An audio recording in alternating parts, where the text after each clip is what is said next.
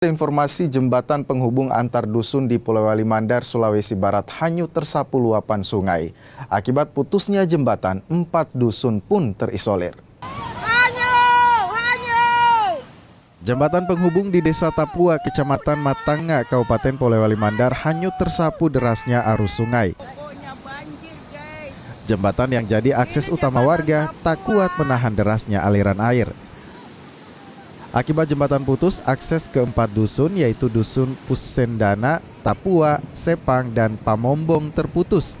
1.000 kepala keluarga terisolir. BPBD mendata kebutuhan warga terdampak serta berkoordinasi dengan Dinas Pekerjaan Umum untuk membangun jembatan permanen.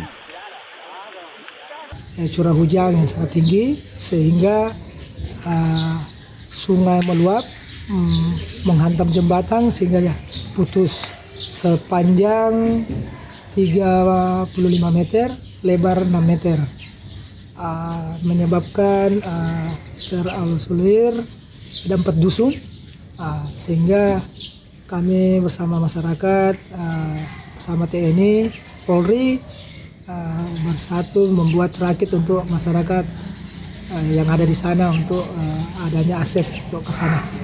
Memang satu-satunya akses, Pak ya? Iya, memang ada. Ada akses tapi itu agak jauh motornya. Sementara itu pasca hanyutnya jembatan, warga bersama anggota TNI dan Polri bergotong royong membuat rakit dari bambu.